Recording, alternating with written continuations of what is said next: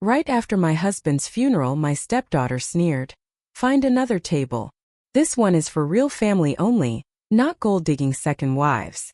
I threw down an envelope and said, "Your father left me this letter. Read it before you celebrate too much." Their panic was absolutely delicious. If you're watching this, subscribe and let me know where you're watching from. Like this story if you want to see how far a stepmother's revenge can go, and comment what you think was in that letter. Trust me, you're not going to guess it. But let me back up and tell you how we got here. Because honey, this story starts way before that funeral. My name is Margaret Maggie Sullivan.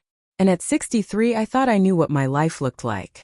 I'd been married to William Henderson for 8 years.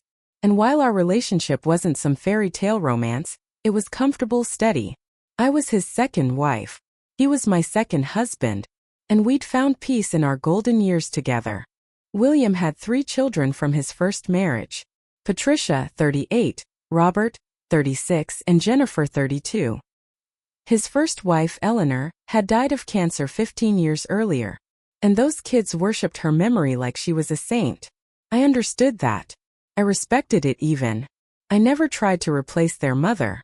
But apparently, understanding wasn't enough for them. From day one, they made it clear I was an outsider. At family gatherings, they'd share inside jokes and memories, always making sure to emphasize how things were. Before Dad married Maggie, they'd show up at the house unannounced, treating me like hired help. Jennifer once asked me to make coffee for everyone, then loudly announced to her siblings, "At least she's useful for something." I bit my tongue for 8 years. William would always say, "They just need time to adjust, Maggie. You know how hard it's been for them." Time to adjust after 8 years. After 8. But I loved William, so I kept the peace. Then came William's diagnosis, pancreatic cancer, stage 4.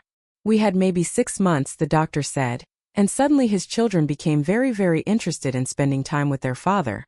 They'd visit constantly, always bringing up financial matters. "Dad, have you updated your will lately? Dad, you should really consider putting the house in a trust. Dad, we're just worried about your legacy." Meanwhile, I was the one holding his hand through chemotherapy sessions. I was the one getting up at 3 o'clock in the morning when he couldn't sleep. I was the one researching experimental treatments and flying with him to specialist appointments in different states. But at family dinners, they'd act like I was invisible. When William would mention something I'd done for him, they'd change the subject. When he'd praise my cooking or thank me for my care, they'd suddenly remember something urgent they needed to discuss privately. The funeral was exactly what I expected. Beautiful service, touching eulogies, lots of tears. But I noticed something interesting during those eulogies. Patricia, Robert, and Jennifer all talked about their father's wisdom, his generosity, his love for family. They talked about lessons he'd taught them about character and integrity. Funny how none of them seemed to have learned those lessons.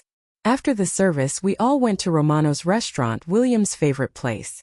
I'd suggested it, thinking it would be nice to share memories somewhere he'd loved.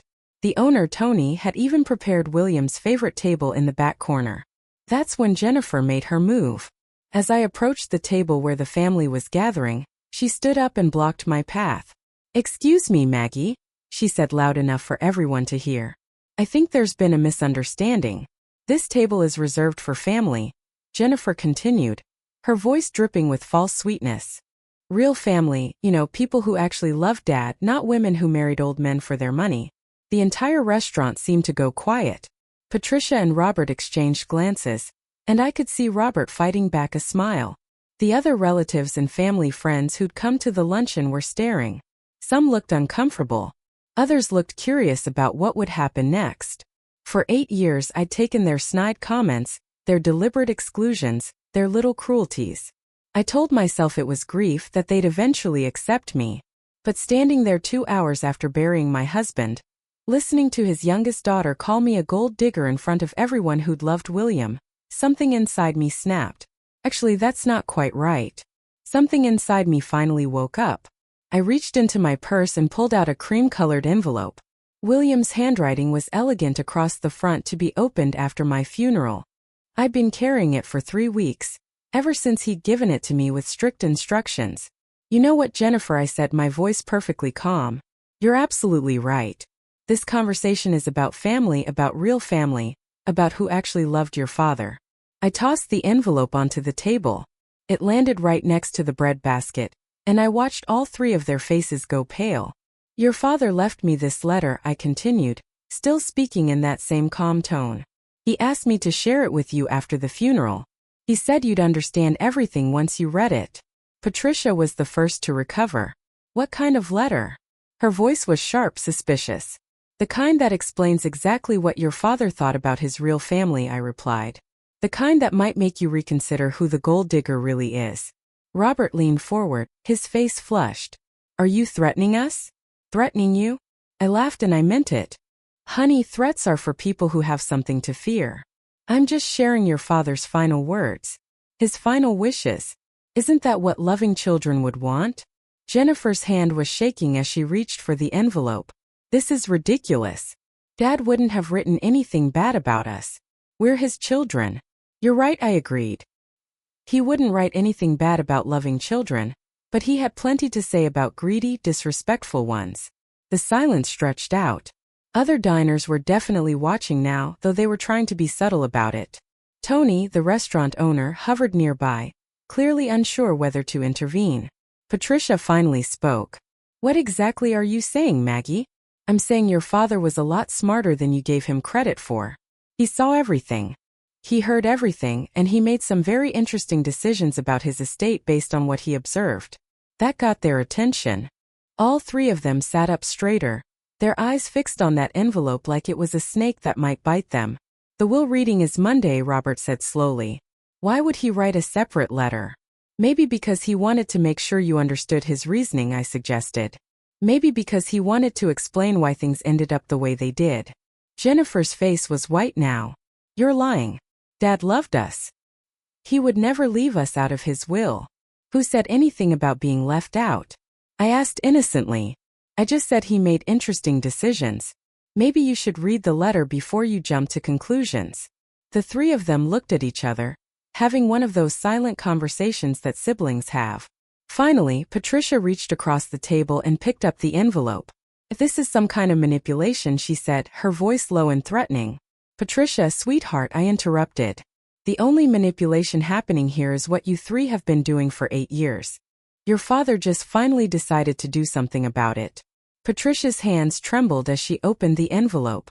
The letter was 3 pages long, written in William's careful script. I'd read it myself, of course. William had shown it to me before he sealed it, wanting to make sure I understood what was coming. Should I read it out loud? Patricia asked, her voice barely above a whisper. That's up to you, I said, settling into my chair.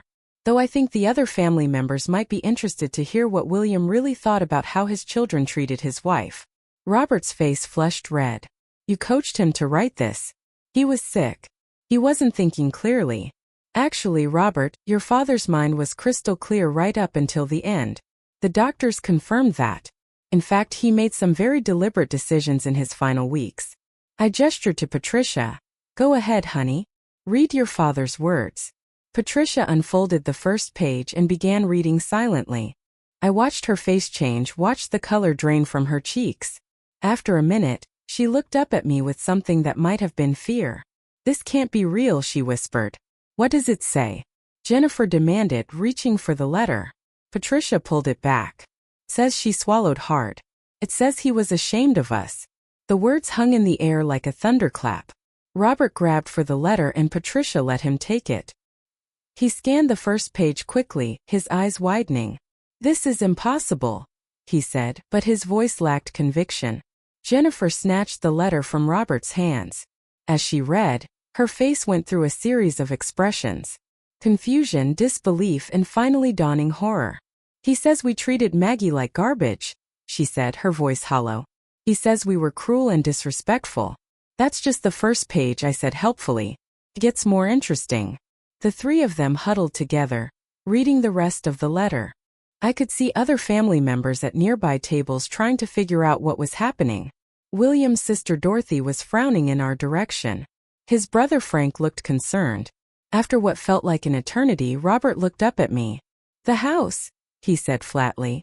What about the house? I asked innocently. He left you the house. Well, I am his wife. Was his wife. That's usually how these things work. But we grew up in that house, Patricia protested. Our mother's garden is there. Her roses. Your mother's roses that I've been tending for 8 years, I pointed out. Your mother's house that I've been cleaning and maintaining and loving. Funny how you never seemed concerned about the roses when you were asking your father to put the house in a trust. Jennifer was staring at the letter like it might burst into flames. The retirement accounts, she said weakly. Also mine, I confirmed. Amazing what happens when you're actually married to someone. But the life insurance policy, Robert said, his voice getting desperate. The big policy that has to go to us. We're the beneficiaries. I smiled. It wasn't a nice smile. It wasn't. Actually, Robert, your father changed the beneficiaries on all his life insurance policies 6 months ago. Didn't he mention that? The three of them stared at me in stunned silence. Other conversations in the restaurant had definitely stopped now. Even Tony had given up pretending not to watch our table. That's impossible, Patricia whispered. He wouldn't do that. He would, and he did. He also made some other changes that might interest you. I leaned back in my chair, enjoying this moment more than I probably should have. 8 years of their condescension, their dismissal, their cruelty. 8 years of being treated like an intruder in my own marriage. The lake house, Jennifer said suddenly, her voice filled with dread. Gone, I confirmed cheerfully. The boat gone. The investment portfolio? Oh, that's the really interesting part. The investment portfolio, I continued, savoring every word, was liquidated 3 months before your father died. Every penny of it. Robert's face went from red to purple. That's impossible. Dad had over $2 million in investments. Had being the operative word. I agreed. He liquidated everything and made some very specific arrangements with the proceeds. The three of them looked like they'd been hit by a truck. Jennifer was actually shaking now, her hands gripping the edge of the table. Where did the money go? Patricia demanded. Well, that's where your father's letter gets really interesting. He established several trusts. Trusts for what? Robert asked, though he sounded like he already knew he wouldn't like the answer. Education trusts for your children? I said. Your father's grandchildren. The ones you barely let him see in his final years because you were so worried about protecting them from the evil stepmother. I watched that land. All three of them had children. Patricia had 2 kids, Robert had 3, and Jennifer had 1. They'd used those children as weapons, controlling when William could see them, making sure I was never included in family gatherings. But he made some conditions, I continued. The trusts can only be accessed if the children maintain a relationship with me, their step-grandmother. Funny how that works. You manipulated him, Jennifer accused, her voice shrill. You turned him against his own children. Honey, I didn't have to turn him against anyone. You did that all by yourselves. I stood up, smoothing my black dress. Your father spent 8 years watching you treat me like dirt. He spent 8 years listening to your snide comments and watching you exclude me from family events. He spent 8 years seeing exactly who you really are. Patricia was crying now, mascara running down her cheeks. We loved him. No, you loved his money. There's a difference. I picked up my purse, then paused and looked back at them. Oh, and one more thing. The will reading is Monday at 10 a.m. at Johnson Mitchell and Associates. I suggest you all attend. Why? Robert asked hoarsely. Because your father left you each something very special, something that perfectly captures how he felt about the way you treated his wife. I started to walk away, then turned back one more time. And Jennifer, about that comment you made when I arrived about this table being for real family only. She looked up at me with red, swollen eyes. Your father left instructions about his burial plot, too. Turns out there's only room for 2 people there. Him and his wife. His real wife. The one who actually loved him. I walked away from that table with my head held high, feeling better than I had in 8 years. Behind me, I could hear them arguing in hushed, frantic whispers. I could hear Jennifer crying and Robert swearing under his breath. At the restaurant entrance, Tony caught my arm. Mrs. Henderson, he said quietly. I'm sorry for your loss. Your husband was a good man. Yes, he was, I agreed. And he always said the truth has a way of coming out eventually. Will you be okay? Tony asked, glancing back toward the table where the 3 Henderson children were still huddled in crisis. Tony, I said with a genuine smile. I haven't been this okay in years. As I walked to my car, I could see them through the restaurant window, still bent over William's letter, still trying to process what had just happened. They'd spent 8 years treating me like I was nothing, like I was temporary, like I was just marking time until they could reclaim their father completely. They were about to learn that their father had been paying attention the whole time. The weekend passed in a blur of phone calls I didn't answer and messages I didn't return. Patricia called 17 times. Robert left 6 voicemails. Jennifer sent a dozen text messages that ranged from pleading to threatening. I ignored them all. Instead, I spent Saturday morning in William's garden tending to Eleanor's roses. Ironic, isn't it? The gold-digging second wife taking care of the first wife's flowers. But I'd loved this garden from the day I moved in.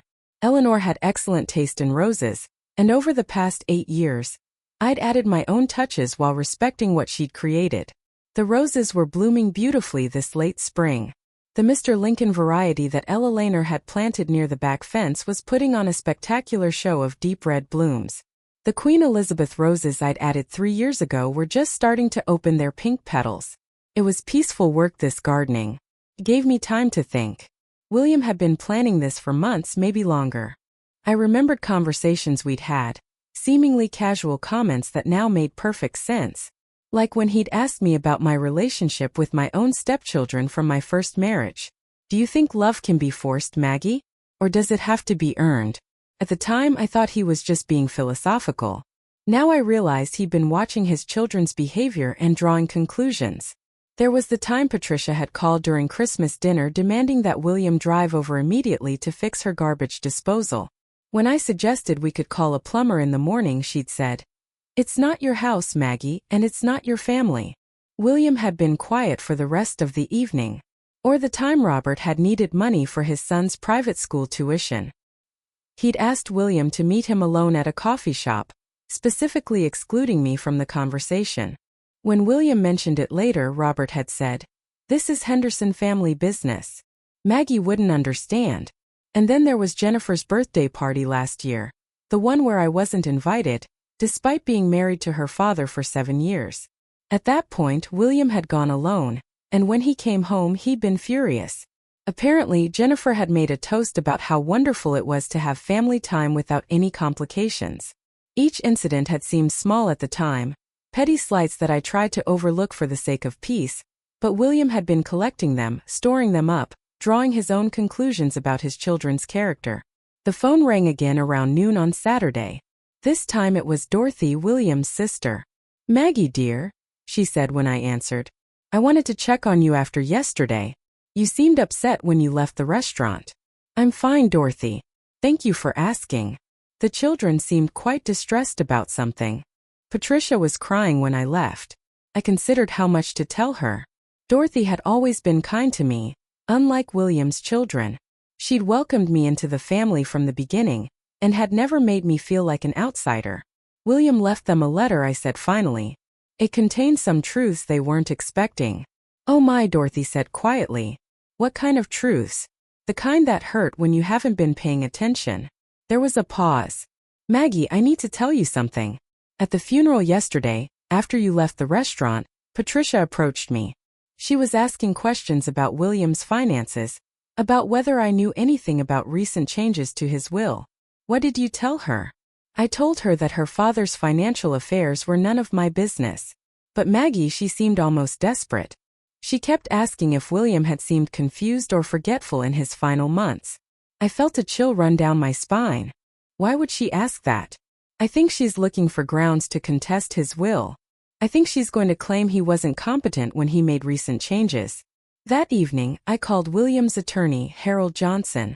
We'd worked together for months on William's estate planning, and I knew he'd been expecting this call. "Mrs. Henderson," he said warmly, "I'm sorry for your loss. William was a good man and a good client." "Thank you, Harold.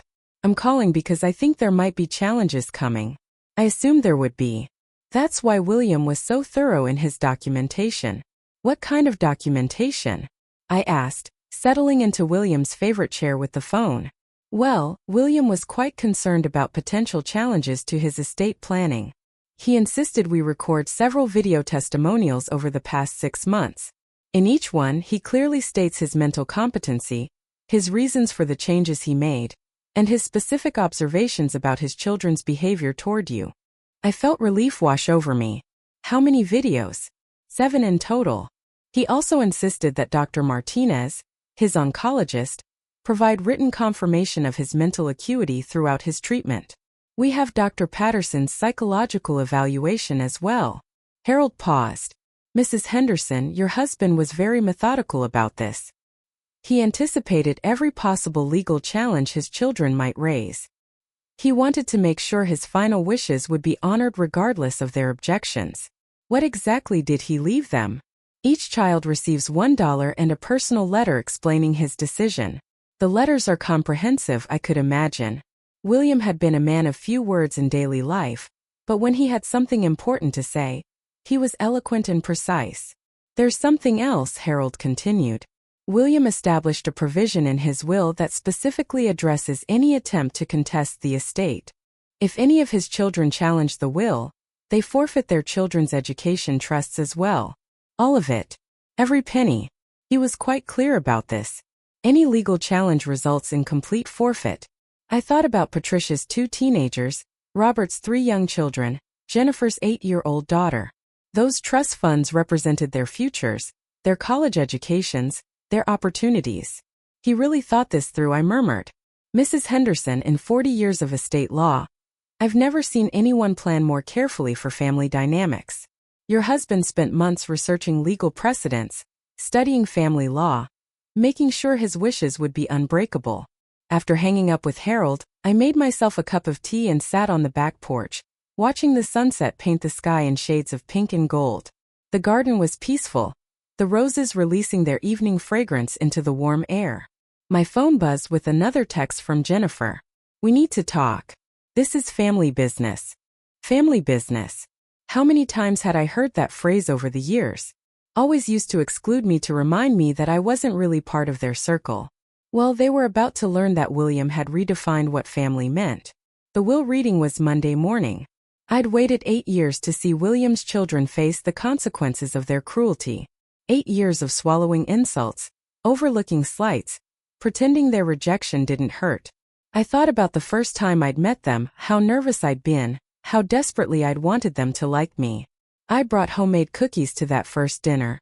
Had researched their interests so I could make conversation. Patricia had thanked me politely, and then thrown the cookies away when she thought I wasn't looking. Robert had answered my questions with monolobels. Jennifer had spent the entire evening talking to her father about people and events I couldn't possibly know about. I tried for months to find ways to connect with them. I'd offered to help with babysitting, had sent thoughtful gifts for birthdays and holidays, had invited them for family dinners they rarely attended. Every gesture was met with cool politeness at best, outright hostility at worst. Eventually I'd stopped trying so hard. I'd focused on my relationship with William, on building a peaceful life together despite his children's disapproval. But they'd interpreted my withdrawal as proof that I didn't really care about family, that I was only interested in their father's money. How wrong they'd been. My phone rang again. This time it was Patricia. Maggie, she said, her voice carefully controlled. I think we need to clear the air before Monday's meeting. Do we? This situation has gotten out of hand. We're all grieving. We're all emotional. Maybe we said things yesterday that we didn't mean. Speak for yourself, Patricia. I meant every word. There was a pause.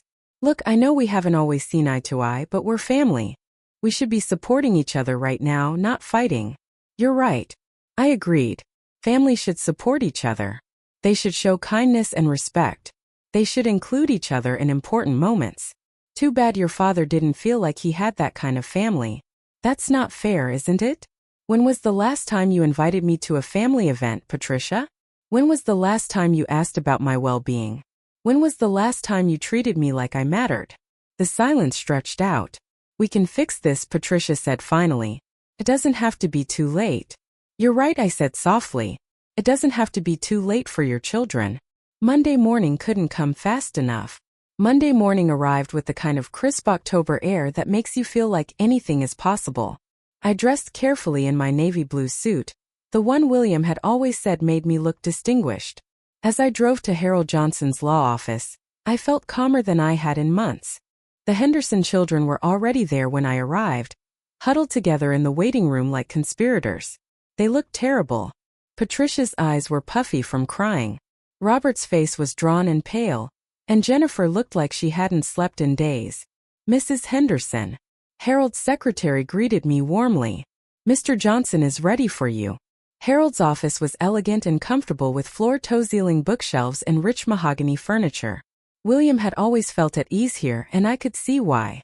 Harold himself was a distinguished man in his 60s, with silver hair and kind eyes that missed nothing. "Please everyone take a seat," Harold said as we filed into his conference room. "Before we begin, I want to express my condolences again.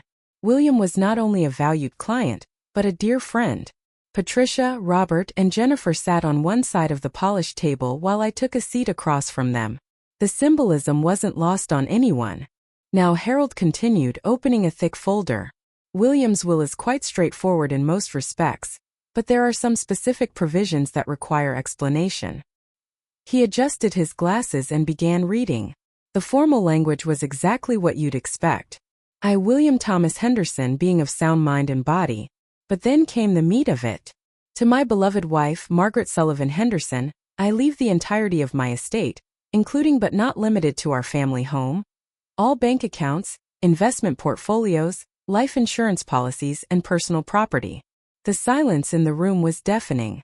I could hear Patricia's sharp intake of breath. "To my children, Patricia Henderson Walsh, Robert James Henderson, and Jennifer Marie Henderson Davis, I leave the sum of $1 each." Jennifer made a choking sound. Robert's face had gone completely white. However, Harold continued, "William included personal letters for each of his children, which I'll distribute now." He handed each of them a sealed envelope. Their names were written in William's careful handwriting, and I could see their hands shaking as they accepted them. "There's more," Harold said gently. "William established education trusts for his grandchildren, totaling approximately $1.8 million. These trusts are managed by Mrs. Henderson, and can only be accessed with her approval." "That's impossible," Robert said, his voice. "You can't make inheritance conditional on someone else's approval."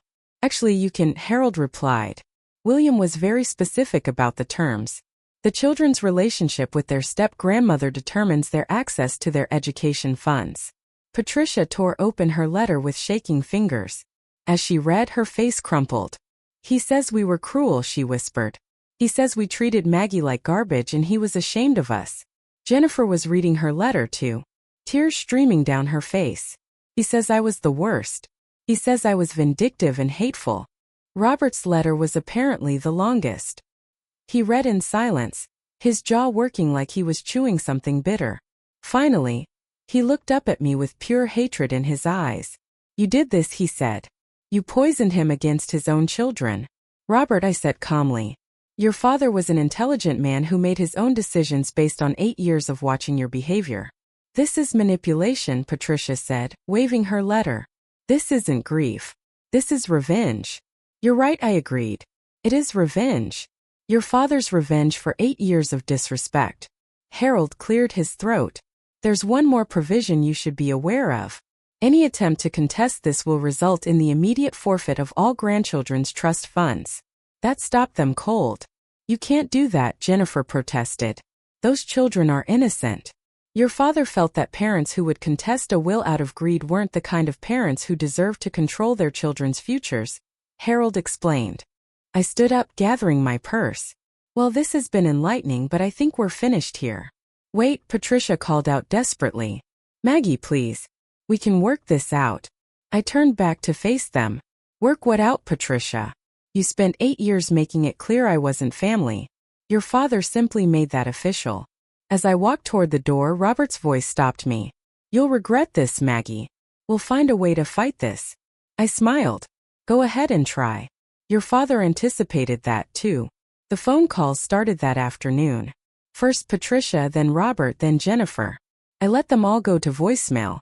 Their messages ranged from pleading to threatening to desperately bargaining. "Maggie, please call me back. We need to discuss the children's future." That was Patricia. "This is insane, Maggie. Dad wasn't thinking clearly. You know that." Robert's voice was tight with anger. "I'm sorry. Okay. Is that what you want to hear?" I'm sorry for everything. Please don't punish my daughter for my mistakes. Jennifer crying. I deleted them all. The next morning, Patricia showed up at my door. She looked terrible, like she'd been up all night. Her usually perfect hair was disheveled, and she wasn't wearing makeup. We need to talk, she said when I opened the door. Do we? Maggie, please. My kids don't understand why Grandpa's college fund suddenly has conditions. How do I explain this to them? I considered slamming the door, but something in her expression stopped me. For the first time in 8 years, Patricia looked genuinely distressed about something other than money. You could start by telling them the truth. I suggested that their mother spent 8 years treating their grandfather's wife like dirt. It wasn't that bad, wasn't it? Patricia, you threw away cookies I baked for your children. You excluded me from every family gathering. You acted like I was contaminating your family by existing. Her face flushed. I was protecting my children. From what? From having another grandmother who loved them. That hit home. I could see it in her eyes. I thought you were temporary, she admitted quietly. I thought Dad was just lonely after Mom died and eventually he'd come to his senses. So you decided to make my life miserable until I gave up and left. She didn't deny it. Patricia, your father left you a letter. What did it say? Her voice was barely a whisper. It said I was jealous and cruel. It said I cared more about Mom's memory than Dad's happiness. And was he right? The question hung in the air between us. Patricia's composure finally cracked completely. Yes, she sobbed. He was right. I hated you because you made him happy. I hated you because he smiled more after he married you. I hated you because you were proof that he could love someone other than my mother. It was the first honest thing she'd said to me in 8 years. And now I've lost everything. My inheritance, my children's futures, and any chance of making this right. I studied her face, looking for signs of manipulation. But what I saw was genuine remorse and desperation. Patricia, your children's trust funds aren't gone. They're just managed differently now. Her head snapped up. What does that mean? It means that if your children want relationships with me, if they want to know their step-grandmother, their education will be fully funded. And if they don't, then you'll have to figure out how to pay for college on your own. The calculation was already happening behind her eyes. Could she swallow her pride enough to encourage her children to have relationships with me? Could she pretend to accept me for the sake of securing their futures? What would that look like? She asked carefully. It would look like what should have happened 8 years ago. Family dinners where I'm actually welcome. Birthday parties where I'm invited. Holidays where I'm included. It would look like treating me like family instead of like an intruder. And if we do that, the trust funds are secure. Patricia, this isn't about performing for money. Your father's condition was genuine relationships, not fake politeness designed to manipulate money out of me. She flinched at the word manipulate. How would you know the difference? She asked. Honey, I've been watching your family manipulate people for 8 years. I'm an expert at spotting the real thing versus the performance. That afternoon, Robert called. His approach was different from Patricia's. Maggie, I've been thinking about what Dad wrote in his letter. And he said I was weak. That I let Jennifer and Patricia influence my treatment of you, instead of making my own decisions. Did he? He also said something else. He said I was the one he was most disappointed in because I used to defend you in the beginning. I remembered that in the early days of my marriage to William. Robert had occasionally spoken up when his sisters were particularly cruel, but that had faded over time. What changed, Robert? There was a long pause. Jennifer convinced me you were playing favorites with Dad's attention. She said you were trying to replace our mother in his affections, and you believed her. I wanted to believe her. It was easier than accepting that Dad had actually found love again. By the end of the week, all 3 Henderson children had called or visited, each offering their own version of an apology, but I could tell they were strategizing, coordinating their approach. That's when Dorothy called with interesting news. Maggie dear, I thought you should know. The children have been asking family members about your background, your finances, your relationship with William before you married. What kind of questions? Jennifer asked my son if he knew whether you'd ever been married to someone wealthy before. Patricia wanted to know if I thought you seemed manipulative during your courtship with William. I wasn't surprised. When direct confrontation failed, the Henderson children always defaulted to character assassination. What did you tell them? I told them the truth. That you made William happier than he'd been since Eleanor died. That you were patient with his health problems and devoted during his illness. And that anyone with eyes could see you genuinely loved him. That weekend something interesting happened. William's grandson Tyler, Patricia's 17-year-old, showed up at my door. Mrs. Henderson, I'm Tyler Walsh, Patricia's son. I knew who he was, of course, though I'd barely been allowed to interact with him over the years. He was tall and lanky with William's intelligent eyes and his mother's stubborn chin. Hello, Tyler. What can I do for you? I want to know about my grandfather's letter. Mom won't show it to me. But she's been crying for days and acting weird about money. I invited him in and made hot chocolate while I considered how much to tell him. Your grandfather was disappointed in how his children treated me, I said finally. He felt that they were disrespectful and cruel. Were they? I looked at this young man so serious and direct and decided he deserved honesty. Yes, Tyler, they were. Why? Because they saw me as a threat to their mother's memory and their inheritance. Tyler nodded slowly. Mom always gets weird when anyone mentions Grandma Eleanor. Like she's protecting something. Your grandmother was a wonderful woman from everything I've heard. I never tried to replace her. But they thought you were. They thought I was trying to erase her importance in your grandfather's life. But Tyler, love isn't finite. Your grandfather loving me didn't mean he loved your grandmother any less. We talked for 2 hours. Tyler asked thoughtful questions about William's illness, about our marriage, about my relationship with his mother and aunts. When he left, he hugged me goodbye. I'd like to get to know you better, he said. If that's okay. I'd like that too. The next morning, Patricia called in a fury. What did you say to Tyler? I answered his questions honestly. He came home asking why we treated you so badly.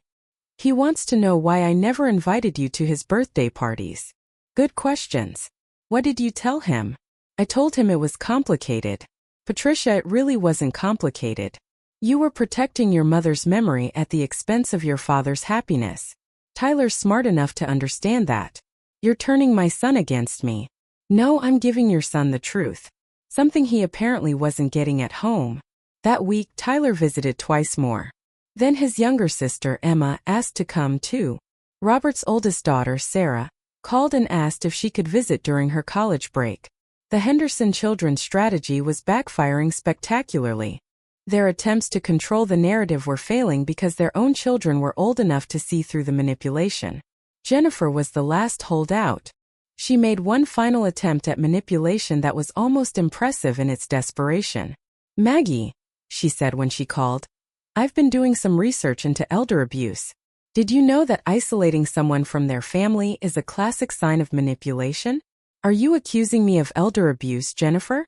I'm saying Dad's sudden change in his will look suspicious. Court might agree.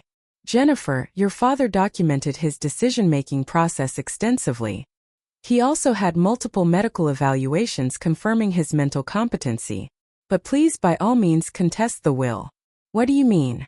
I mean that any legal challenge results in your daughter losing her education trust fund completely forever. The silence stretched out. You wouldn't do that to an innocent child. I wouldn't. But your father's will would automatically. This is blackmail. No, Jennifer. This is consequences. 3 months after the will reading, I was finally settling into my new reality.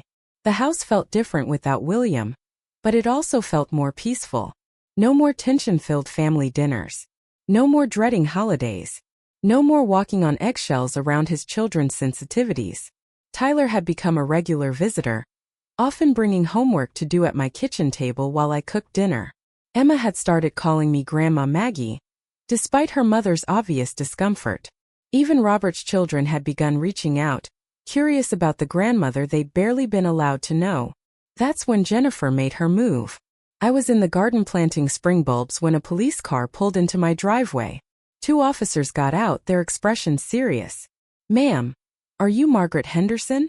Yes. We've received a report of elder abuse. We need to ask you some questions. My blood ran cold. Elder abuse? Someone has alleged that you manipulated your deceased husband's will through emotional abuse and isolation tactics. I set down my gardening tools, my mind racing. Who made this report? We can't disclose that information, ma'am. but we need to investigate these claims. I invited them inside, served coffee, and answered their questions for 2 hours. They wanted to know about William's mental state, our marriage dynamics, his relationship with his children, the circumstances around his will changes. Mrs. Henderson, the older officer, said, "Finally, do you have any documentation of your husband's decision-making process?" As a matter of fact, I do. I called Harold Johnson, who arrived within an hour carrying a thick folder. He spread William's medical records, psychological evaluations, and video testimonials across my dining room table. "Officers," Harold said professionally, "Mr. Henderson anticipated potential challenges to his estate planning. He was quite thorough in documenting his mental competency and his reasons for his decisions." They watched 3 of William's video testimonials. In each one, he was clearly lucid, thoughtful, and detailed in his explanations. "My children believe I should leave my estate to them despite their treatment of my wife," William said in one video. "They seem to think that biological relationships trump actual love and respect." I disagree. After the officers left, I called Tyler. "Tyler, I need to ask you something directly. Did your mother or your aunts put you up to getting close to me?" "What do you mean?" "I mean, did they tell you to visit me, you to build a relationship as part of some plan?" There was a pause. "Mom did suggest I should get to know you better after the will reading. But Grandma Maggie, everything I've said to you has been genuine. I believe you, but I think your family is escalating their tactics." "What do you mean?" "Someone reported me to the police for elder abuse." "That's insane. You never even raised your voice to Grandpa." That evening, Dorothy called with more information. "Maggie, I heard through the family grapevine that Jennifer has been calling William's old friends, asking questions about his mental state before he died." "What kind of questions?" "Whether he seemed confused or forgetful. Whether you seemed to be controlling his social interactions." "She's building a case, dear." The next day, Harold called with disturbing news. "Maggie, I've received formal notice that Jennifer is filing a complaint with the state's Elder Abuse Investigation Unit. She's also hired an attorney to explore options for contesting the will. I thought any contest would void the children's trust funds." "It would, but Jennifer apparently thinks she can prove the will was the result of undue influence, which might override that provision." "How strong is her case legally?" "Very weak.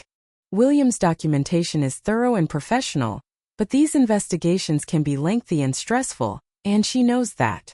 She's trying to wear me down." "That would be my assessment." That weekend, Tyler called with urgent news. "Grandma Maggie, you need to know something. Mom and Aunt Jennifer have been having secret meetings. They've hired a private investigator to look into your background." "What are they hoping to find?" "I don't know, but I heard them talking about your first marriage, your finances before you met Grandpa, your employment history. They're looking for anything that makes you look like a gold digger." I thanked Tyler and hung up, then sat in William's chair, thinking. The Henderson children were escalating because their initial strategies had failed. They couldn't manipulate me, couldn't charm me, and couldn't intimidate me into giving them what they wanted. So now they were trying to destroy me. It was time to remind them who they were dealing with. The private investigator must have been expensive, because it took Jennifer's team 6 weeks to discover what I'd never hidden. Before marrying William, I'd been financially comfortable in my own right. My first husband, David, had been a successful engineer who'd left me well provided for when he died of a heart attack at 59. I'd worked as a nurse for 30 years, had invested wisely, and owned my own home outright. When I met William, the revelation that I hadn't needed William's money seemed to confuse Jennifer's legal strategy considerably. But the real blow came when Tyler called me with news that changed everything. "Grandma Maggie, I found something. I was helping Mom clean out some old boxes in the attic and I found letters." "What kind of letters?" "Love letters from someone named Marcus. They're dated 2 years before Grandpa died." My heart stopped. "Tyler, what are you saying?" "I'm saying Mom was having an affair while Grandpa was sick. And from what I can tell from the letters, Marcus was pressuring her to convince Grandpa to change his will in her favor." The pieces clicked into place. Patricia's sudden interest in William's finances, her questions about his mental competency, her desperate attempts to isolate me from family decisions. "Tyler, I need you to be very careful. Don't let your mother know you found those letters. It's too late. She caught me reading them. She tried to take them away, but I'd already read enough." "What did she say?" She said it was complicated, that I didn't understand adult relationships. But Grandma Maggie, some of these letters talk about how much money Grandpa had. How she could convince him to leave more to his children if she played it right. Where are the letters now? I hid them. Mom doesn't know where. Tyler, this is very important. Do you trust me? Yes. I need you to bring me those letters. 2 hours later, Tyler arrived at my door with a shoebox full of evidence. The letters were devastating.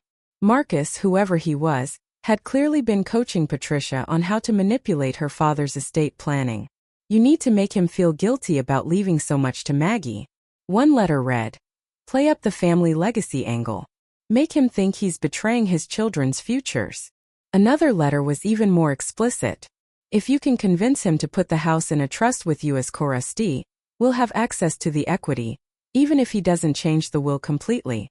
But the most damning letter was dated just 3 weeks before William's death. The cancer is progressing faster than expected. We need to move quickly on the power of attorney discussions. I called Harold immediately. Harold, I need an emergency meeting and I think you should bring an expert in probate fraud. The meeting the next morning was explosive. Harold's probate expert, a sharp woman named Rachel Torres, reviewed the letters with growing excitement. This is a clear case of attempted estate manipulation, she said. Patricia Henderson was conspiring with an outside party to influence her father's will through fraud. What does this mean for the elder abuse allegations? I asked. It means they disappear completely.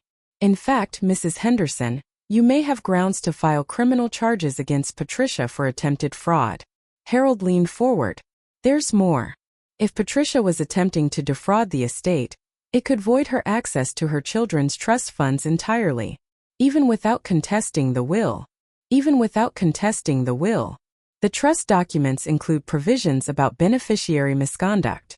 I thought about Tyler, about Emma, about all of William's grandchildren who were caught in the middle of their parents' greed. I don't want to punish the children for their parents' choices, I said. But I do want Patricia and Jennifer and Robert to understand that their father saw exactly who they were. Rachel smiled. We can work with that. 3 days later, I hosted a family meeting. All 3 Henderson children came, probably expecting another confrontation about the will. Instead, they found Harold, Rachel, and a box of Marcus letters sitting on my dining room table. Patricia, I said calmly, would you like to explain to your siblings who Marcus is? The color drained from her face. I don't know what you're talking about. Really? Because I have 43 letters here that suggest otherwise. Harold opened the box and pulled out the most damning letter. He read it aloud, his voice steady and professional. When he finished, Robert was staring at his sister in horror. Patricia, what the hell is this? It's evidence of conspiracy to commit estate fraud, Rachel said matter-of-factly. Which, under state law, is a felony. Jennifer looked like she was going to be sick. Patricia, please tell me this isn't real. Patricia's composure cracked completely. You don't understand the pressure I was under. Marcus said Dad was making a mistake, that he was being manipulated by Maggie. So you decided to manipulate him instead. Robert's voice was full of disgust. I was trying to protect our family's legacy.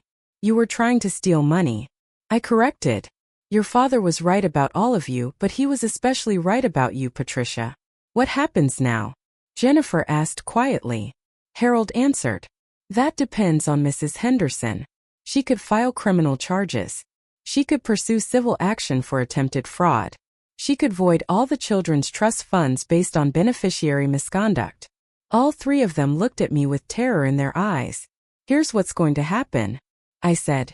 Patricia, you're going to confess your affair and your fraud attempt to Tyler and Emma. You're going to explain why their grandfather changed his will.